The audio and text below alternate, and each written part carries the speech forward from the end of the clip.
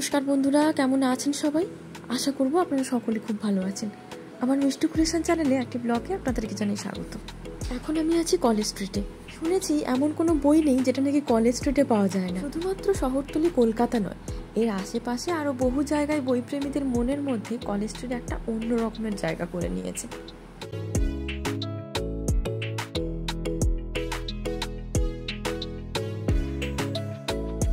এই কলেজ স্ট্রিটের একদম কাছেই রয়েছে কলেজ স্কোয়ার, যেখানে দুর্গাপুজো অনেক বিখ্যাত।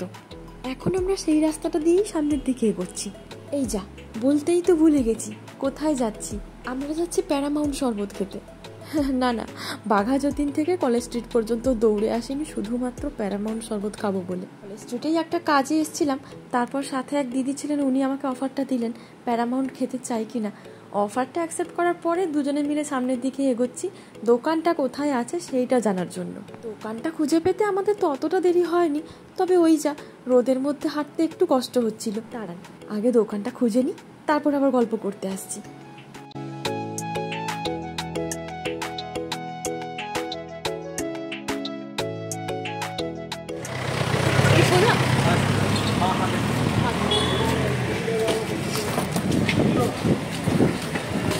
কলেজ স্কোয়ারের গলিটা পেরিয়ে ওর অপোজিটে সোজা একটু হাঁটলে বাঁদিকেই রয়েছে প্যারামাউন্টের দোকান। দোকানটা খুঁজে পেতে তেমন কিছু অসুবিধে হয়নি। পার্শ্ববর্তী যে সমস্ত মানুষরা আছেন ওনাদেরকে জিজ্ঞেস করতেই ওনারা দেখিয়ে দিলেন দোকানটা কোথায়।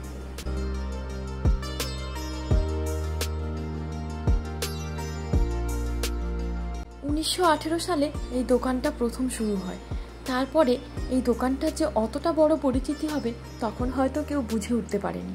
প্রাচীন কলকাতার এই দোকানটিতে বহু নামি দামি ব্যক্তির পদধূলি রয়েছে।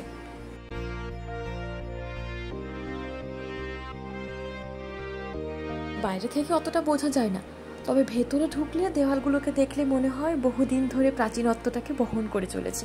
পরে জানতে পারি শীতকালীন পুরো সময়টাই দোকানটি বন্ধ থাকে, আবার গ্রীষ্মকাল পড়লে একেবারে স্বমহিমায় ফিরে আসে। শোনা কথা এখানের জুস লস্যি নাকি খুব বিখ্যাত। দেখা যাক আজকের কেমন এক্সপিরিয়েন্স হয়। একটা ছোট্ট ইনফরমেশন দিয়ে রাখি, এখানে কিন্তু কোনো অনলাইন বা ইউপিআই পেমেন্ট হয় না, পুরোটাই ক্যাশে করতে হয়। মেনলি আমরা গেছিলাম ওখানে ডাবের শরবত খেতে, কিন্তু দুর্ভাগ্যবশত ওটা সেদিনকের কপালে জোটেনি।